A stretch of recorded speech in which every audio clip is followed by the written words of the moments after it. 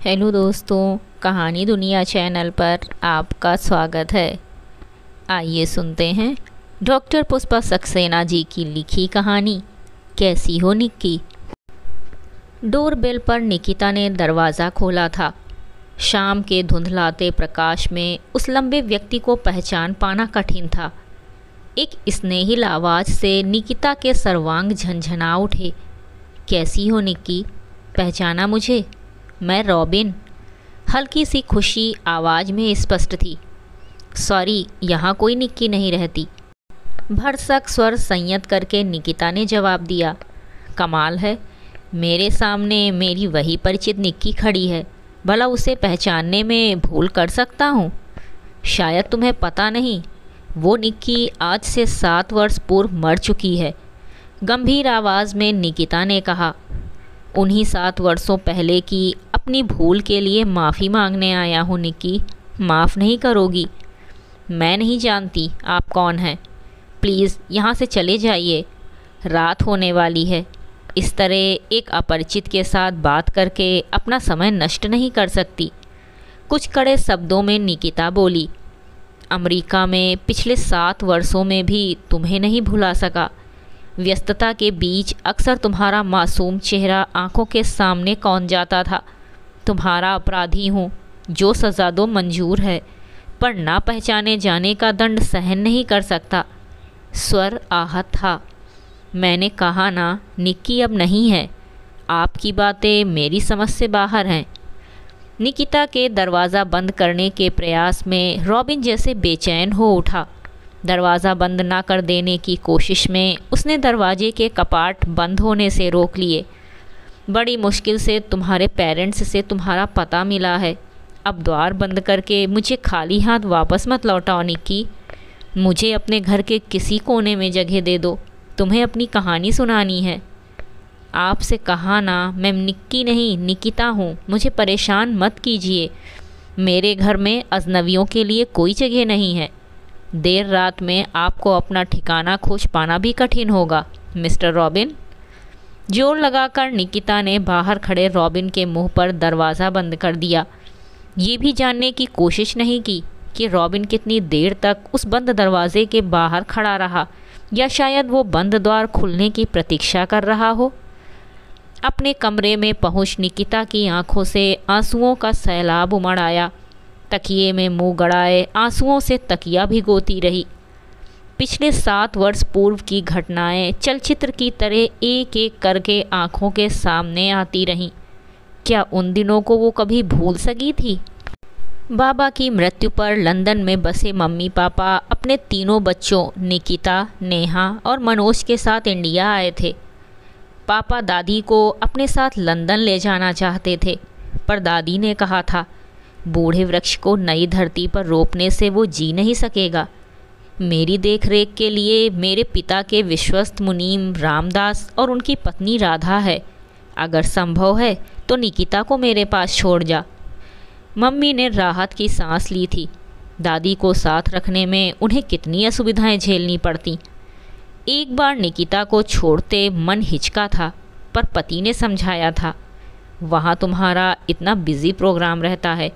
3 बच्चों में से एक यहाँ रह जाए तो तुम्हारा बर्डन कम होगा। माँ निक्की को अच्छी तरह देख सकती है।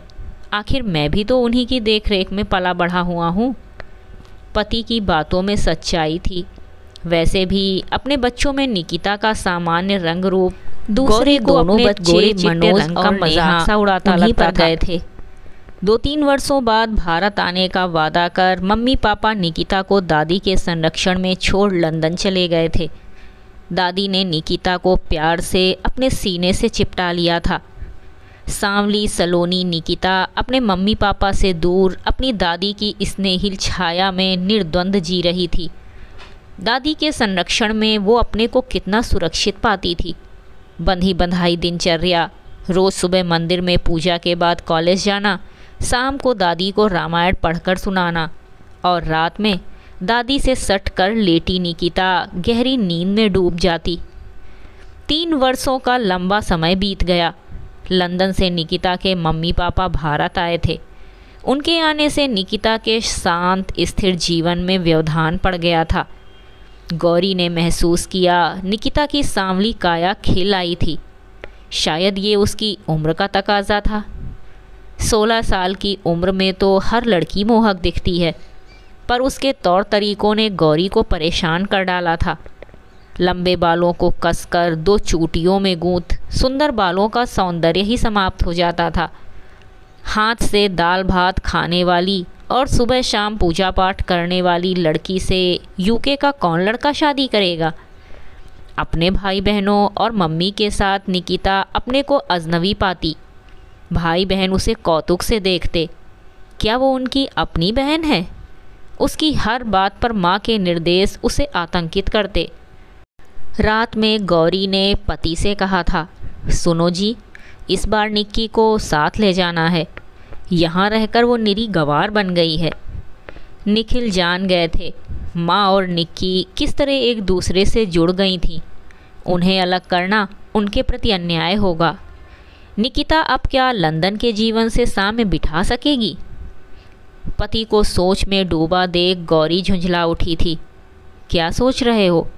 लड़की की ज़िंदगी यूं खराब नहीं की जा सकती, कुछ तो करना ही होगा। वही सोच रहा हूँ। ऐसा करते हैं, हम सब किसी हिल स्टेशन पर चलते हैं। देखते हैं निक्की हमारे साथ रह सकेगी या नहीं। इस तरह हम सब साथ में एंजॉय भी कर लेंगे। अंततः परिवार के साथ अजनबी बनी निरुत्साहित सी निकिता भी उस पहाड़ी हिल रिसोर्ट में गई थी। पहाड़ी क्षेत्र का वो हॉलीडे रिसोर्ट न केवल देसी बल्कि विदेशी पर्यटकों के भी आकर्षण का केंद्र था। शहर से दूर एकांत में स्थित उस हॉलीडे रिसोर्ट में पर्यटकों के लिए सारी सुख सुविधाएँ उपलब्ध थीं। रिसोर्ट में आने वाली युवा पीढ़ी रोज ही कोई ना कोई मनोरंजक कार्यक्रम आयोजित करती थी। उस दिन की बात याद करती निकिता के आंसू फिर बह निकले। 2 दिनों बाद बारिश रुकी थी। साफ मौसम में हॉलीडे रिसोर्ट के बाहर युवा पीढ़ी कुछ रंग जमाने के मूड में थी। पिछले 2 दिनों की लगातार बारिश ने सबको अपने कमरों में कैद रहने को बाध्य कर दिया था। आज शाम आसमान खुलते ही लड़कों ने सूखी लकड़ियां जमा करनी शुरू कर दी थीं। आज रात जमकर कैंप फायर चलेगा। उनके उत्साह से साथ आए प्रौढ़ भी उत्साहित हो चले थे। पहाड़ी मौसम का क्या ठिकाना। जब आकाश खुले मौज मना लो, वरना फिर वही डिप्रेसिंग वेदर उन पर हावी हो जाएगा। कैंप फायर की तैयारियां पूरी हो चुकी थीं। स्मार्ट युवा रॉबिन ने ज़ोरों से आवाज़ लगाई थी, hey all of you come out, let's have music and dance. Rohan ने म्यूज़िक सिस्टम चालू कर दिया था। लड़के लड़कियों और बच्चों ने संगीत पर झूम झूम कर नाचना गाना शुरू कर दिया। अचानक वो उदास शाम बहुत रंगीन हो उठी। बारिश से धुली प्रकृति बेहद खूबसूरत लगने लगी थी। रॉबिन जैसे सबका चहेता हीरो बन गया था। रॉबिन ने जब जलती आग को पार किया तो बुज़ुर्गों ने डर से सांस रोक ली और युवा पीढ़ी ने ज़ोरों से तालियां बजा उसका अभिनंदन किया था। रॉबिन को डांस करते देखना सचमुच एक अनुभव था। आकर्षक व्यक्तित्व के साथ उसकी नृत्य मुद्राओं ने सबको विस्मय विमुग्ध कर दिया था। अगर लड़के को फिल्म वाले देख लें तो तुरंत ब्रेक मिल जाए। इसे तो फिल्म्स में ट्राई करना चाहिए, मिस्टर आजमानी ने राय दी थी। आप ठीक कह रहे हैं। मुझे तो डर है कहीं ये हमारी लड़कियों का मन ना मोह ले। मुश्किल में पड़ जाएंगे सारे पापा लोग। रामदास जी की बात पर सब जोरों से हंस पड़े थे। युवा पीढ़ी ने सचमुच रंग जमा लिया था। Hey listen everybody, do you know how to play pink pyjama? नहीं, संवेद स्वर गूंजा था। रॉबिन की पुकार पर सब गोल घेरे में सिमट आए थे। तभी रॉबिन की दृष्टि कोने में सिमटी अकेली खड़ी निकिता पर पड़ी थी। सबके उस सर्कल में चले जाने पर अकेली छूट गई निकिता जैसे घबरा सी रही थी। तेजी से निकिता के पास पहुँचे रॉबिन ने उसका हाथ पकड़ घेरे में खींचना चाहा था। निकिता के प्रतिरोध पर रॉबिन हंस पड़ा था। Come on baby, let's enjoy, अपने सारे गम भूल जाओ। निकिता को सर्किल में शामिल कर रॉबिन ने गेम समझाना शुरू किया था। हाँ, तो ये गेम ऐसे है, आपको अपने नेक्स्ट साथी के कान में किसी फिल्म का नाम देना है। वो व्यक्ति अपने अगले साथी को किसी दूसरी फिल्म का नाम देगा। फिल्म के नाम के साथ इन पिंक पजामा जोड़ना है। बस ऐसे ही करते जाना है। समझ गए? यस, उत्साहपूर्ण स्वर उभरे थे। एक दूसरे के कान में पिक्चर का नाम फुसफुसाते सर्कल पूरा हो गया था। दिल दे के देखो इन पिंक पजामा। हंसी का दौर पड़ गया था। हम आपके हैं कौन इन पिंक पजामा? असीम समा बंध गया था। कुछ अजीबोगरीब नामों के साथ जुड़कर पिंक पजामा बेहद सेक्सी बन गया था। निकिता की बारी आते ही मौन छा गया था। रॉबिन उसके पास आया। हाय निकिता बेबी, बोलती क्यों नहीं? निकिता जैसे और सिमट गई थी। हे, व्हाट्स इज़ रॉन्ग? तुम खेल समझ गई ना? निकिता ने हाँ में सिर हिलाया था। फिर बोलती क्यों नहीं? निकिता फिर चुप रही। निकिता के मौन पर सबको नाराज़गी थी। मम्मी की तो नाक ही कट गई। इस लड़की की वजह से उन्हें कितनी शर्मिंदगी उठानी पड़ती है। निकिता के कंधे जोर से दबा उन्होंने अपना गुस्सा उतारा था। यू सिली गर्ल, अगर दिमाग नहीं है तो गेम में शामिल क्यों हुई? अब बोल भी दे। फुसफुसाहट में कहे गए माँ के शब्द निकिता को आतंकित कर गए। घर पर रोज़ उनके निर्देश डांट सुनती निकिता अब क्या चुप रह सकती थी? सेक्सी गर्ल इन पिंक पजामा। हंसी के फव्वारे छूट गए थे। सबकी दृष्टि निकिता की पिंक सलवार पर पड़ गई थी। What A coincidence. उनकी हंसी पर हथेलियों में मुंह छिपा निकिता अपने कॉटेज की ओर दौड़ गई थी। दूर तक लोगों की हंसी उसका पीछा करती रही थी। कमरे के पलंग पर औंधी पड़ी निकिता रोती जा रही थी। तभी दरवाजे पर दस्तक हुई थी। मैं आई कम इन? निकिता घबरा उठी थी। जल्दी से आंसू पोंछ दरवाज़ा खोला था। सामने रॉबिन खड़ा था। हे बेबी, व्हाट इज़ दिस? आंसुओं में डूबी राजकुमारी, तुम्हें क्या तकलीफ़ है? क्या हुआ? रॉबिन सचमुच कंसर्न दिख रहा था। रॉबिन की सहानुभूति पर निकिता के आंसू फिर बह चले थे। आश्चर्य से रॉबिन ने उसकी ठोड़ी उठाकर फिर पूछा था, कम ऑन, क्या हुआ? निक्की बेबी, कुछ नहीं। फिर रोती क्यों हो? हमें ये सब गंदी बातें अच्छी नहीं लगती। रॉबिन ठठाकर हंस पड़ा था।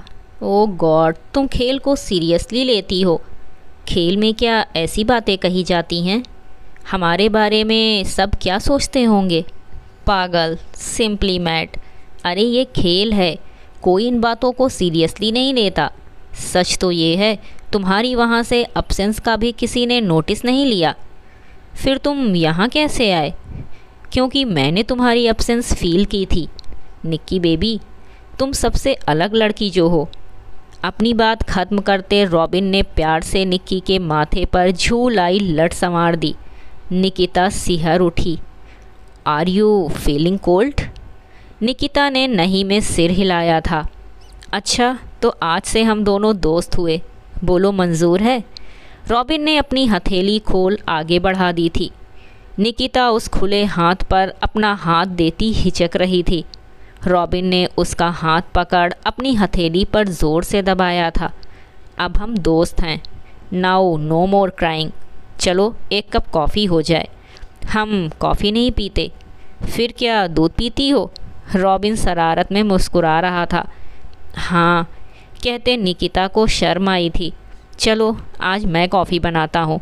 टेस्ट करके देखोगी तो दूसरे के हाथ की कॉफ़ी कभी नहीं पियोगी। निकिता असमंजस में पड़ गई थी। रॉबिन उसको लगभग खींचता सा अपनी कॉटेज में ले गया था। निकिता को एक कुर्सी पर बैठा उसने 2 कप कॉफ़ी तैयार की थी। विस्मित निकिता उसे देखती रह गई थी। कॉफ़ी का मग निकिता को थमा उसने म्यूज़िक सिस्टम ऑन किया था।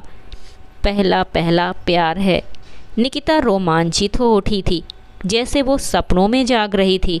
तुम्हें डांस आता है? नहीं। सीखोगी? नहीं, हमें शर्म आती है।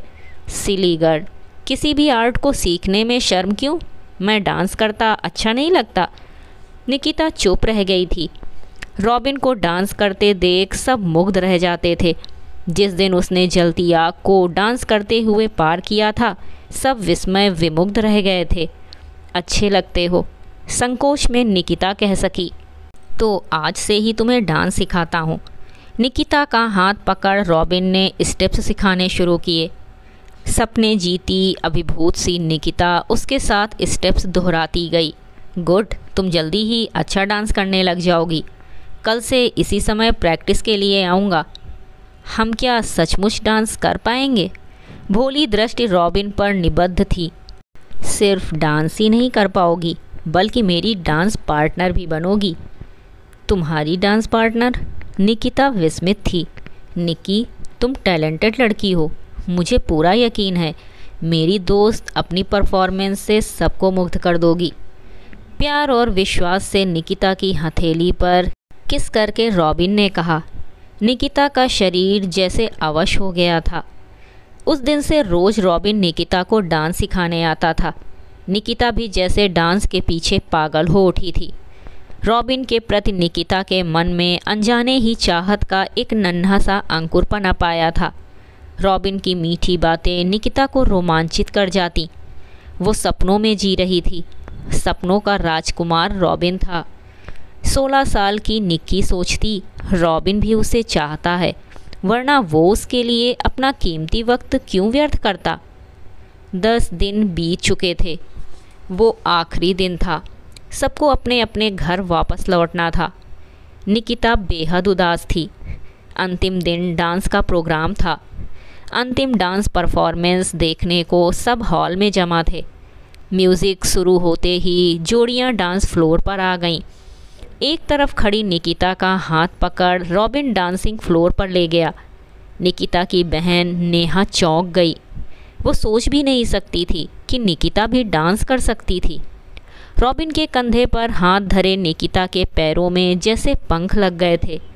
दोनों की जोड़ी बेहद मोहक और दर्शनीय थी। मुस्कुराती नेहा परी सी लग रही थी। गीत चल रहा था, इट्स माई लाइफ। निकिता सपनों में जी रही थी कि अचानक रॉबिन ने कहा, मैं अमेरिका जा रहा हूँ निक्की बेबी, पर तुम अपनी डांसिंग की प्रैक्टिस करती रहना। मैंने देख लिया है तुम में डांस का टैलेंट है। प्रैक्टिस से तुम बहुत आगे जाओगी, इस बात का मुझे पूरा यकीन है। नहीं, तुम हमें छोड़कर नहीं जाओ रॉबिन। तुमने हमसे दोस्ती क्यों की रॉबिन? निकिता का स्वर भीग गया था। सुंदर आँखों में आंसू छलक आए थे। क्योंकि तुम एक अच्छी लड़की हो, दूसरी लड़कियों से बहुत अलग। तुम हमेशा याद रहोगी। नाउ चीयर अप निक्की, मुझे अपने फ्यूचर के लिए जाना ही होगा। It's my life. निकिता का हाथ छोड़ रॉबिन दूसरी लड़की का हाथ पकड़ डांसिंग फ्लोर पर आ गया।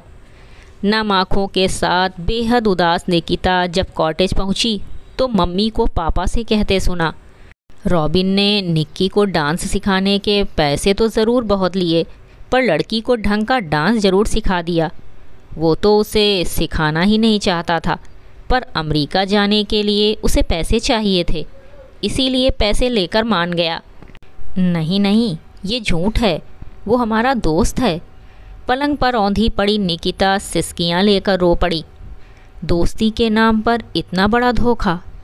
क्यों रॉबिन, क्यों झूठे सपने दिखाए? कितने ही दिन निकिता सामान्य नहीं हो सकी। दादी के अलावा उसकी उदासी पर किसी का ध्यान नहीं गया। दादी प्यार से कारण पूछती रही, पर निकिता क्या उन्हें सच बता सकती थी? पापा मम्मी की लंदन वापसी का समय आ गया था। निकिता ने दृढ़ शब्दों में उनके साथ जाने से मना कर दिया। पापा के बहुत समझाने पर भी निकिता नहीं मानी। अंततः उन्हें निकिता को दादी के साथ छोड़कर ही जाना पड़ा। जाते जाते गौरी झुंझला रही थी। नाराज़गी पति पर उतारी। देख लिया इसे यहाँ छोड़ने का नतीजा। अब इसका ना जाने क्या फ्यूचर होगा।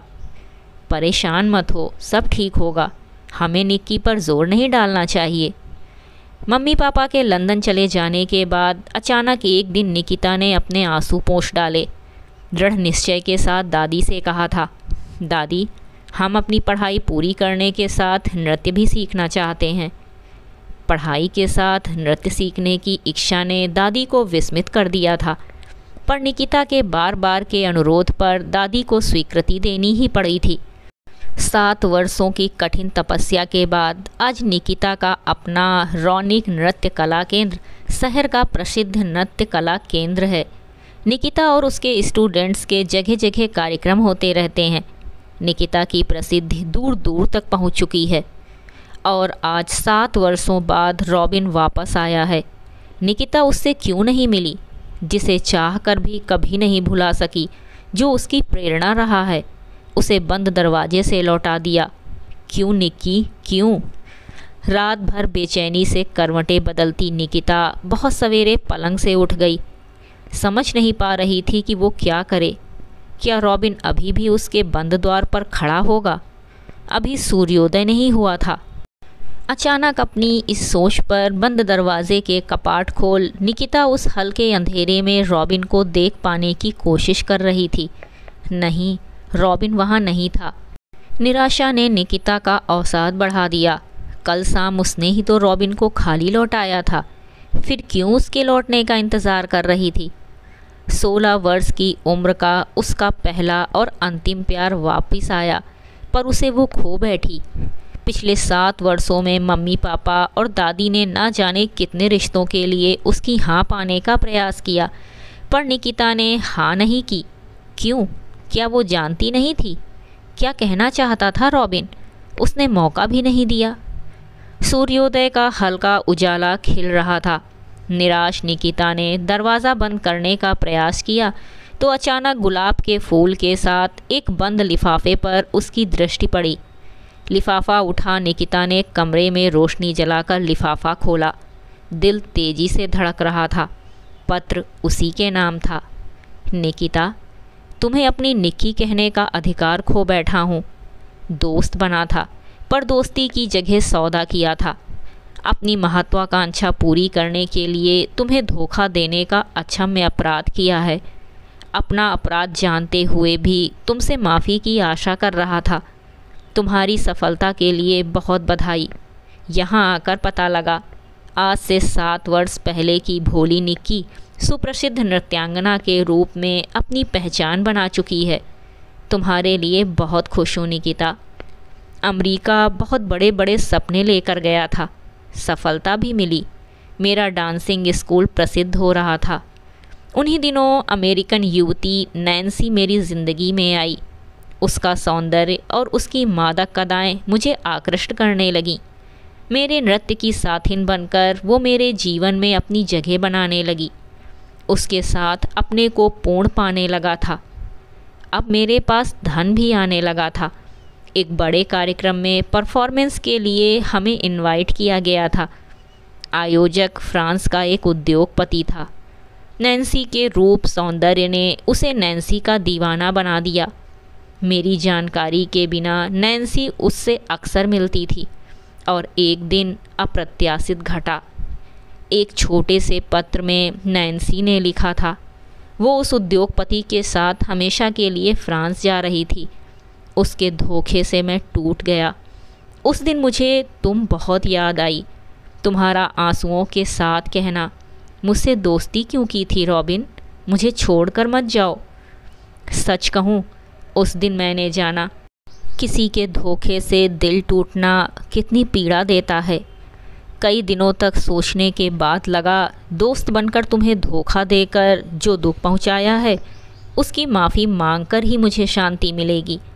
तुमने माफ़ नहीं किया, इसके लिए तुमसे नाराज़ नहीं हूँ। यही ठीक था। क्षमा करना। एक बात पूछने से अपने को नहीं रोक पा रहा हूँ। तुमने नृत्य को क्यों अपने जीवन का लक्ष्य चुना? मन में एक भ्रम है, कहीं इसके पीछे मेरी प्रेरणा तो नहीं। लेकिन ये मेरा भ्रम ही है। जानता हूँ इतना सौभाग्यशाली नहीं हूँ। काश तुम्हारे नृत्य कला केंद्र का रौनिक नृत्य कला केंद्र नाम रॉबिन और निकिता के नाम का मिलन होता। जीवन से निराश हो चुका हूँ। बस तुम्हारी माफ़ी से शांति पा सकूँगा। जब तक तुम माफ़ नहीं करोगी, यहीं तुम्हारे शहर में इंतज़ार करता रहूँगा। कभी तुम्हारा दोस्त रहा, रॉबिन। निकिता के हाथों से पत्र छूट कर गिर गया। आंखों से आंसू बह निकले। वो तो रॉबिन को कब का माफ़ कर चुकी है, चाह कर भी क्या वो उससे नफ़रत कर सकी है। वो और उसके प्रेरक शब्द हमेशा उसकी यादों में रहे हैं। तुमने ठीक पहचाना रॉबिन, मेरे केंद्र का नाम हम दोनों के नामों का संगम ही तो है। निकी अपने मन का सच जानती है, पर क्या ये सच नहीं? रॉबिन निकिता की माफ़ी और प्यार से अपने टूटे दिल पर मरहम लगाना चाहता है। 16 वर्ष की भोली निक्की अब एक समझदार युवती बन चुकी है। उसका अपना जीवन शांत नदी सा बह रहा है। रॉबिन का उसके जीवन में प्रवेश क्या उस शांत जल में तूफान नहीं ला देगा? कब कहाँ रॉबिन फिर किसी महत्वाकांक्षा के पीछे उसे दोबारा अकेला न छोड़ जाए। उसे अब किसी के सहारे की ज़रूरत नहीं है। नहीं निक्की, ये तेरी अपनी ज़िंदगी है, इसे अपनी तरह से जी। इट्स माय लाइफ, निक्की गुनगुना रही थी। सूर्य की रश्मियाँ कमरे को ज्योतिर्मय बना गई थीं। ये थी डॉक्टर पुष्पा सक्सेना जी द्वारा लिखी कहानी कैसी हो निक्की। उम्मीद करती हूँ आपको हमारी ये कहानी ज़रूर पसंद आई होगी। कहानी सुनने के लिए धन्यवाद।